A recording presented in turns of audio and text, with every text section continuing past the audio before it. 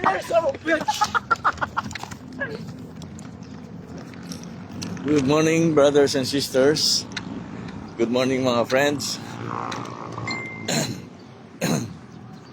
Ayan.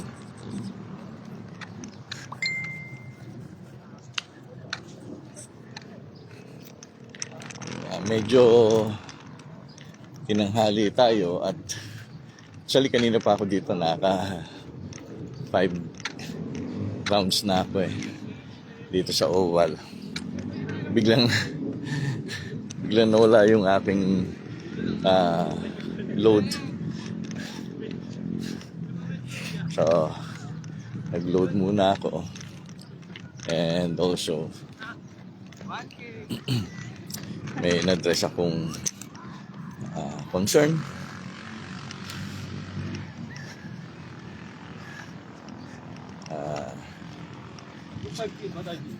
Chinat pa natin konti to give some advice na. So shout out kina Team Myra, kay Susan, kay Beth, Pastora Beth, mga kabatch namin yan ni Fe. Magkakasama kami kagabi sa Barangay Aplaya, Santa Rosa, Laguna. So katabi lang namin yung Laguna, diba, kagabi. Parating lang kami ng pakikiramay kay Ampin.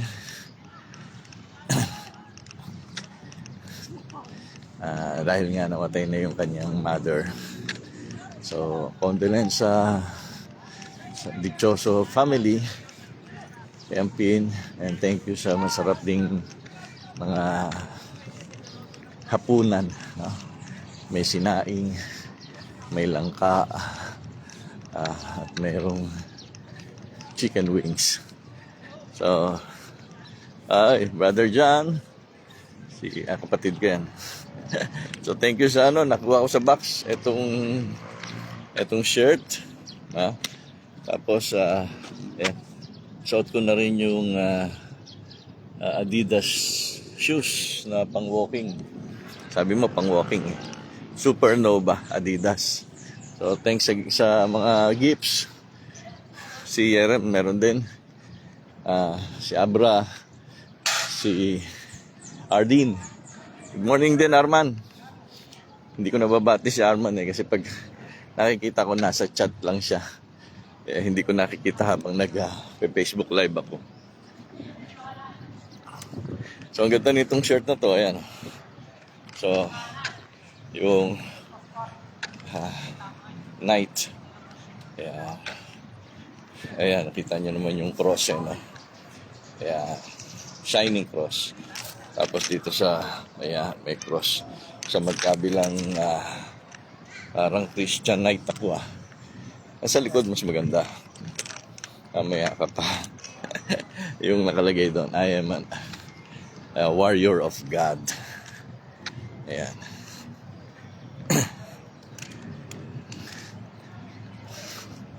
So pinapawisan na tayo. But we'll continue with our Bible morning walk. And gusto kong i-conclude itong series ng commandments na kasi mag-change theme ako or topic next week Monday. Think magandang mag-share ako about the 7 last words, since Holy Week yung from Monday to hanggang sunrise, no? Easter sunrise. So i-conclude ko ito with one of the greatest command na tinagubilin sa atin or iniwan sa atin ng ating Panginoong Jesus before He went back to heaven, ay yung the Great Commission. It was committed to us. And what was it all about? Therefore, go and make disciples of all nations, baptizing them in the name of the Father, of the Son, and the Holy Spirit, teaching them teaching them to obey all that I have commanded you. And lo, I will be with you even to the end of age. So that is Matthew 28, 19 and 20. Sa verse 18, maganda rin yun. Matthew 28:18, all authority has been given to me in heaven and on earth. And biglang naririnig nyo yun, mga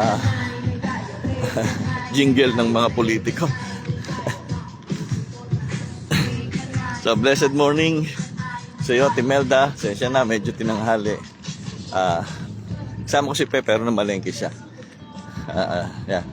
Nag-exercise na rin siya doon sa may puno.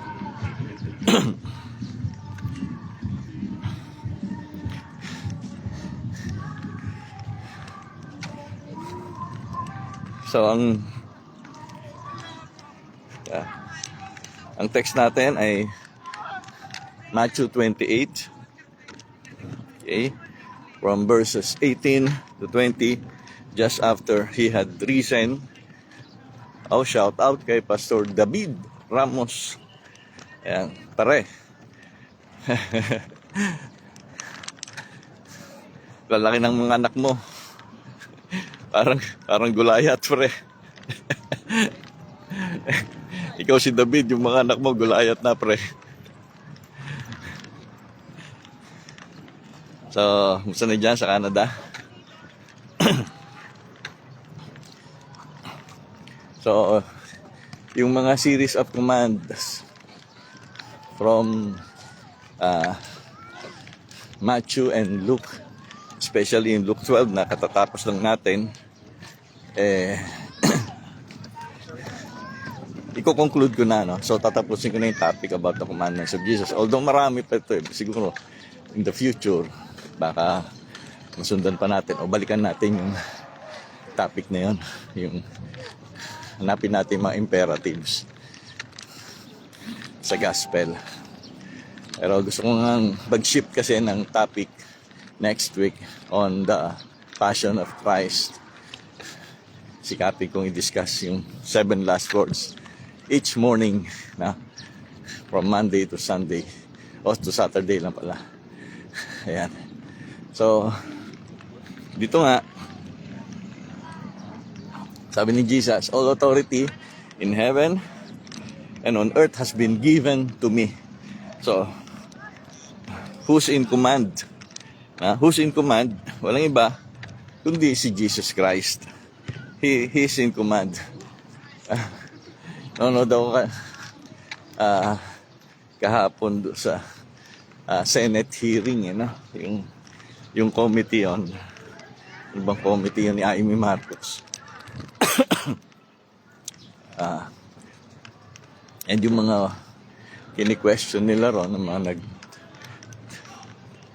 took part doon sa pag-arrest kay former president, dala sa kanya sa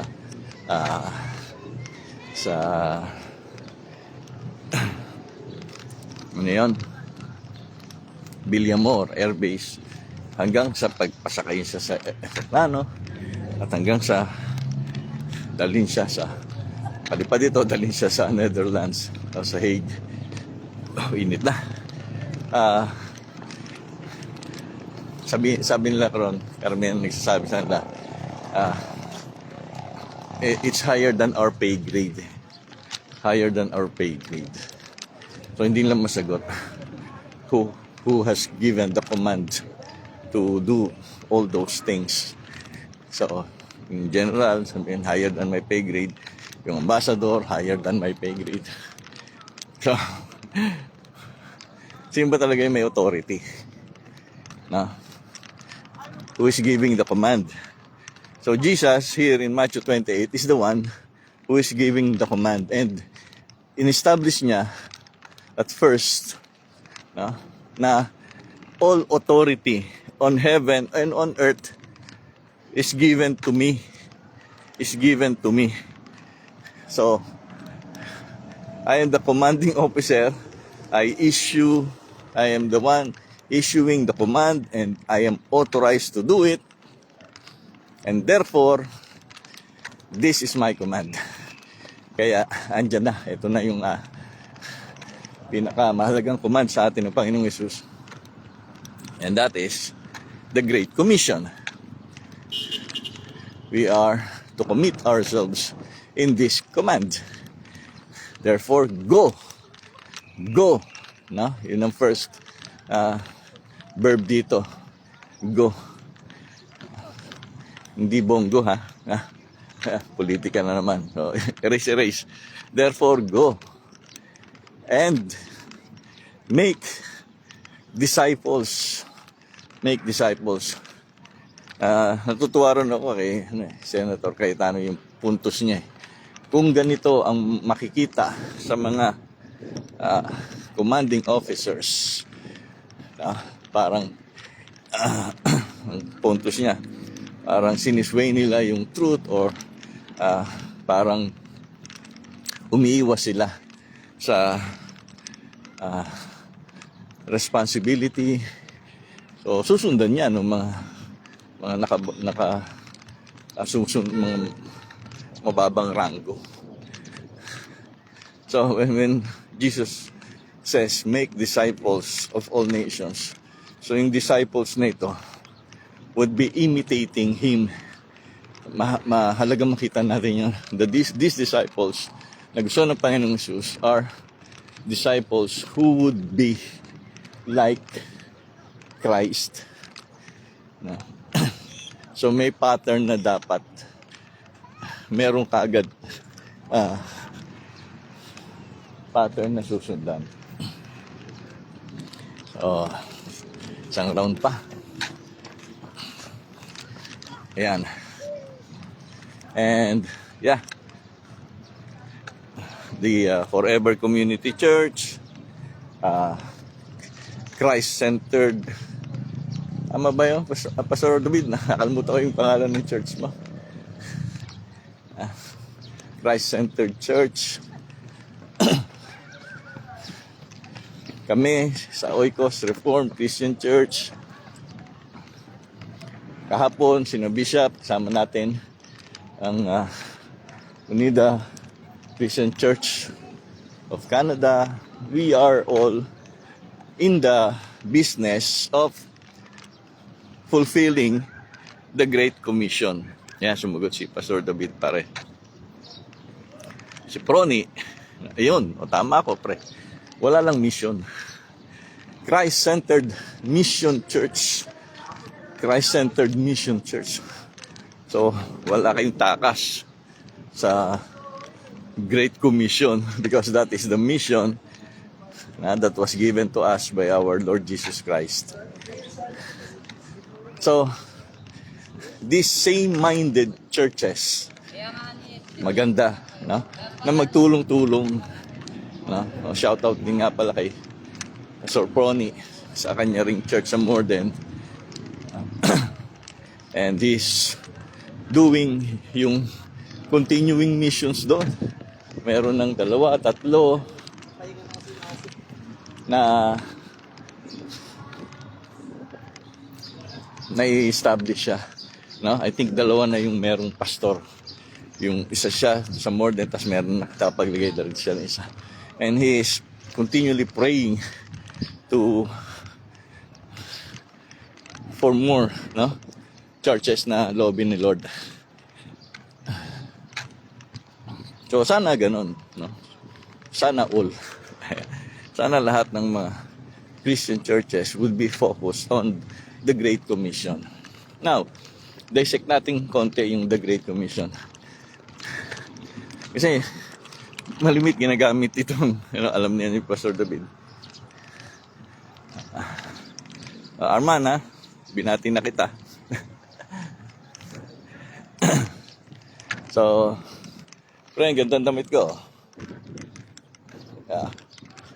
I am the warrior of God. Sana all. Sana hindi lang sa damit. Di ba? Prayer natin. Sana mag-reflect din sa buhay natin. Pagiging warrior natin sa Diyos. So balikan natin yon, no? And tingnan natin sa Bible Hub. Matthew 28 verse 19.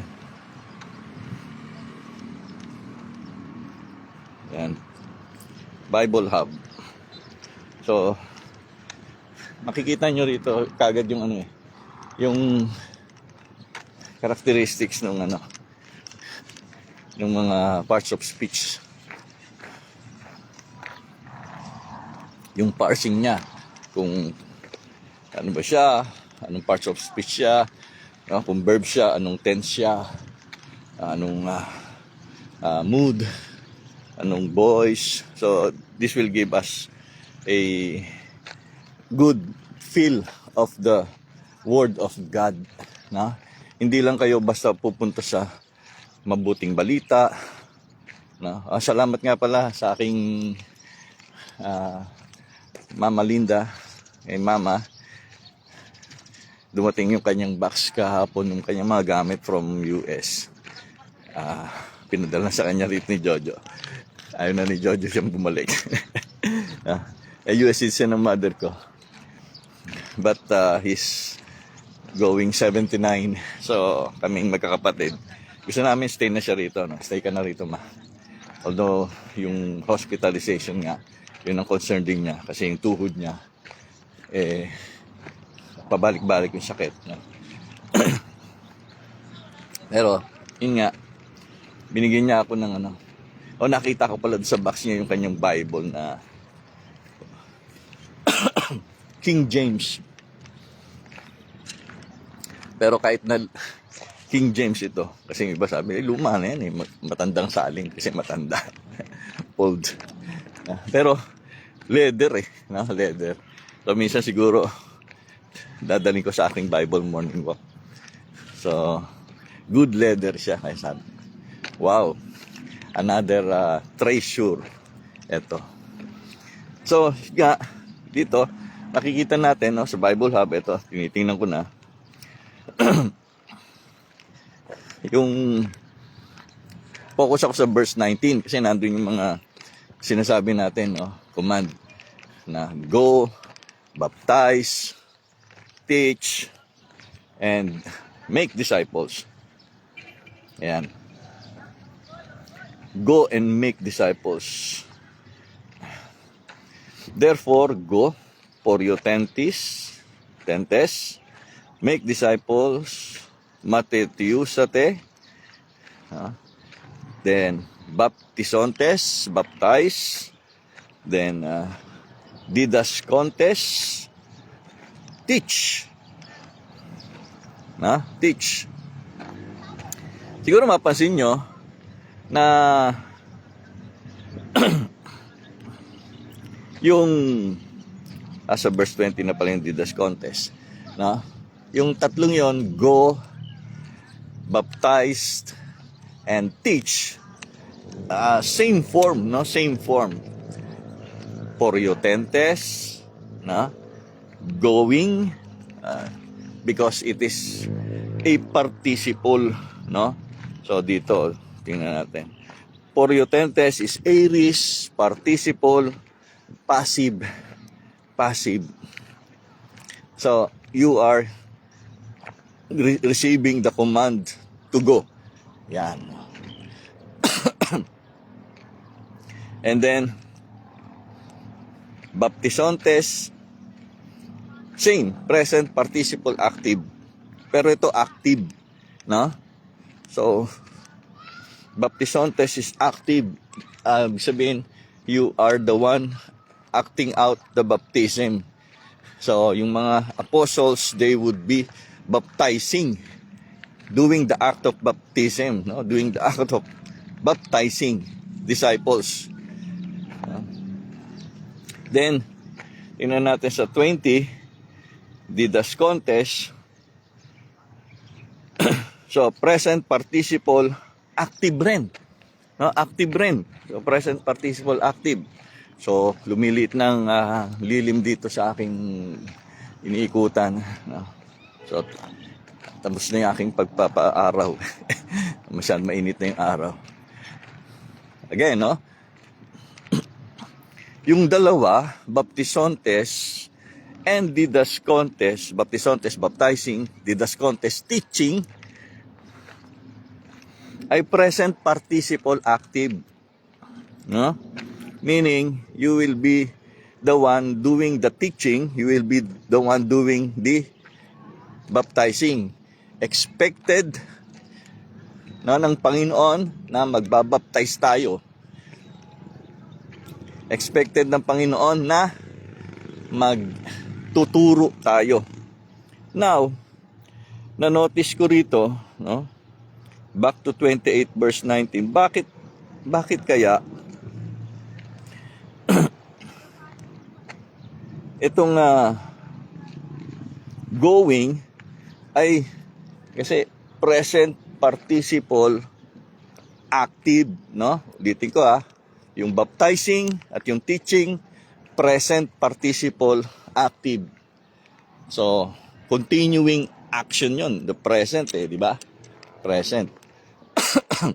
While itong porutentes, itong go, no?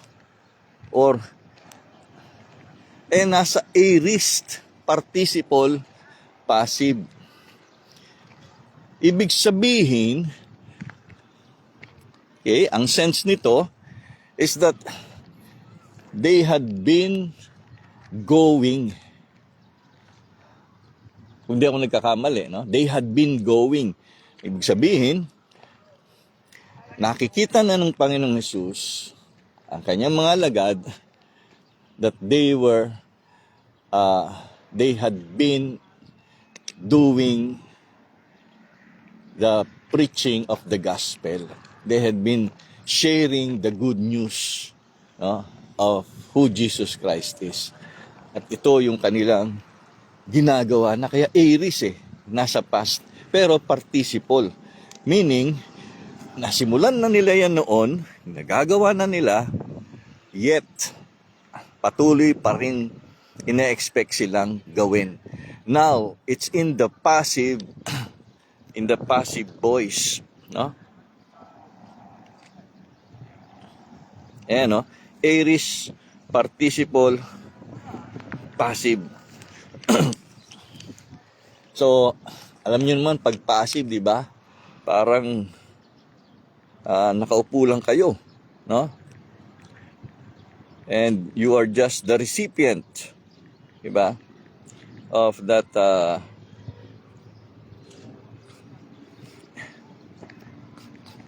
going.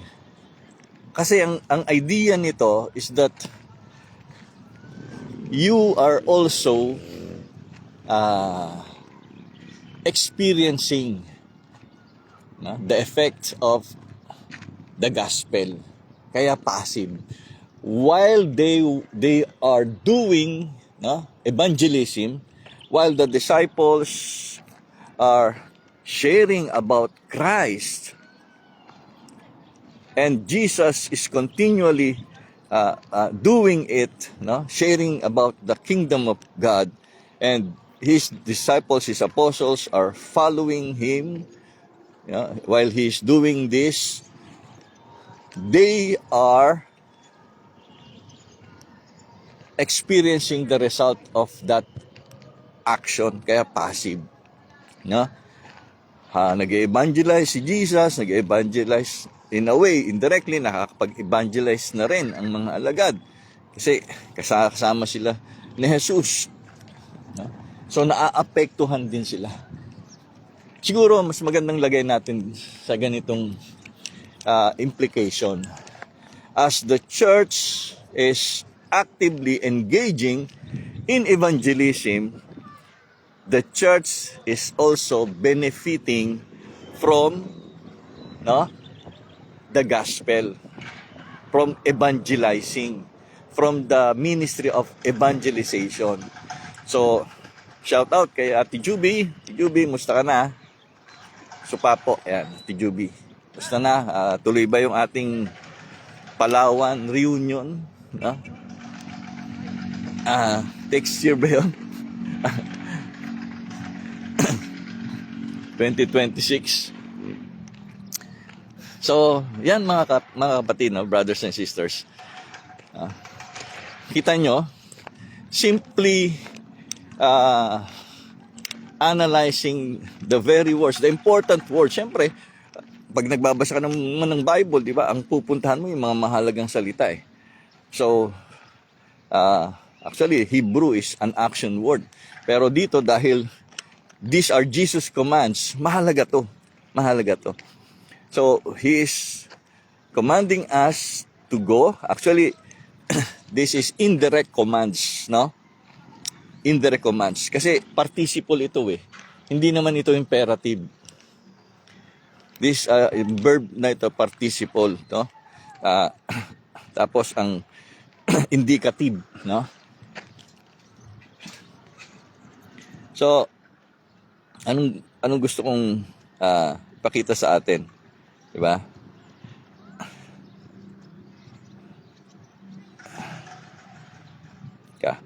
Balikan ko yung Bible Hub natin.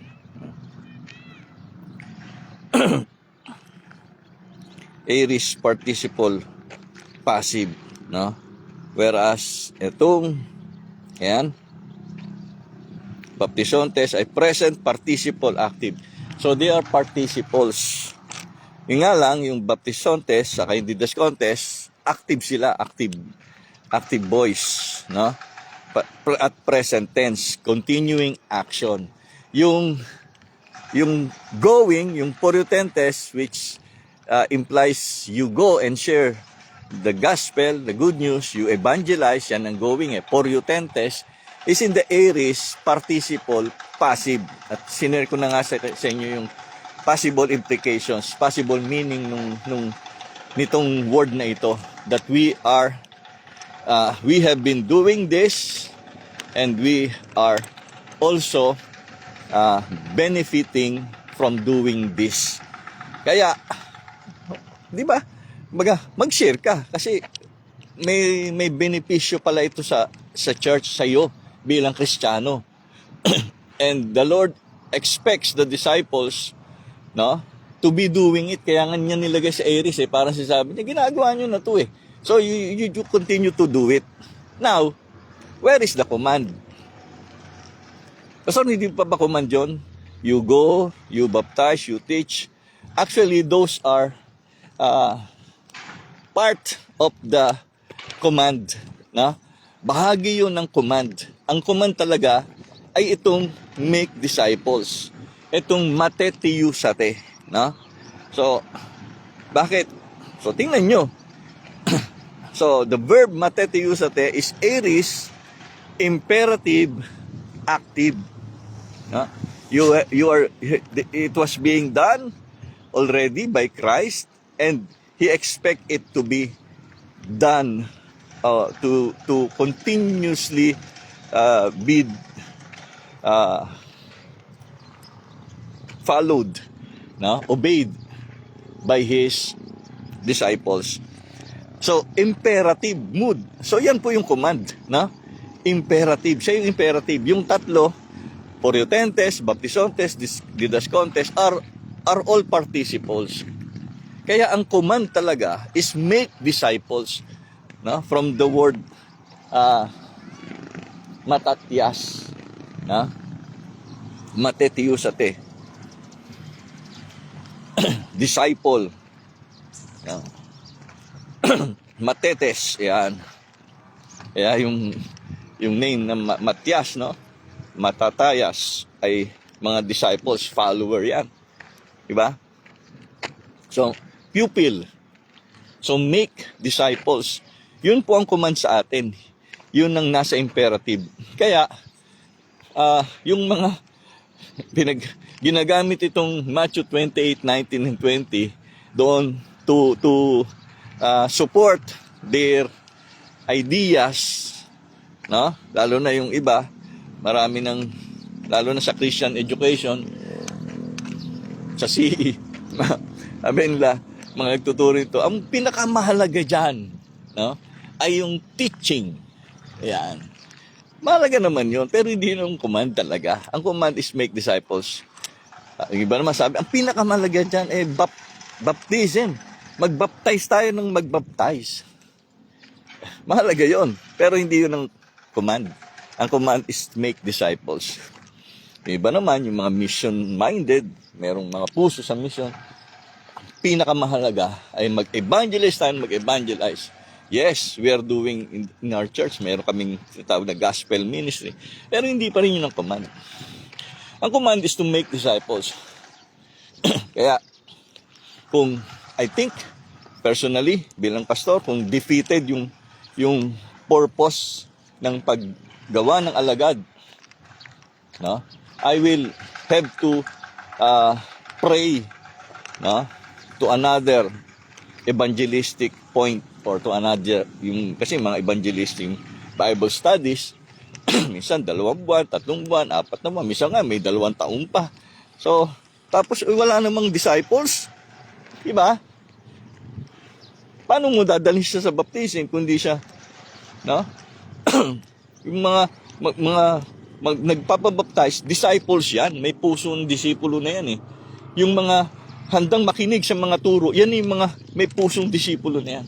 Kaya ang gusto talaga ng Panginoong Jesus sa atin, mga mananampalataya, mga Christians, mga pastors, is to emphasize on making disciples sa ating mga churches. So let us make disciples. Matetiyusate. Yun po yung aorist imperative active. Kaya yan, to conclude, Matthew 28:19 and 20 is given to us by our commanding officer. He's been authorized. Authority has been given to him in heaven and in earth. Nagkasundo ang Trinity that it would be Jesus Christ who would be the executive officer. And then, yung agent would be the Holy Spirit in helping us in the field. While we are in the field, kasama natin yung agent, field agent, yung Holy Spirit. At ang glory ay sa Diyos, sa 3 persona ng Diyos. But sinabi ni Jesus, glory to the Father. So, kumbaga merong divine economy ang work nila. Kaya, that's it. Ginagawa ba ng church ang Great Commission? And being a Christ-centered mission church, lahat tayo dapat ganon. Christ-centered mission church. Doing the mission of Christ. So, yung gospel ministry is our monthly activity that opens up opportunities for sharing the gospel, reaching out sa community, eventually making disciples. So, thank you po sa inyo mga brothers and sisters. God bless sa ating lahat at nawa makatulong ito. And see you on Monday. See you on Monday para sa ating 7 last words Bible Morning Walk Edition. Ayan. 7 last words Bible Morning Walk style. Pero wag niyo hong asahan na magdadala ako dito ng latigo, habang naglalakad ako hinahampas ko yung likod ko. Hindi po ako magpepenitensya. Pero yan, God willing, na linawan natin ang Great Commission. God bless po sa ating lahat. Good morning, brothers and sisters. Good morning, mga friends. Eto si Fe, naghihintay sa akin kanina pa. Po, andiyan si David. Pastor David. Sa City Juby, si Jo, and Ate Melda. So, ayan, ito po yung aking bagong walking shoes. Walking shoes from care of John. Adidas Supernova. And ganun din yung shirt ko. Pakitingnan nga yung nakatatak sa likod po. Ano ba yung sa likod? Yeah. I am a warrior of God. The Bible is my... Ano nakalagay? The holy. Ayan. Yeah. Mamaya na lang.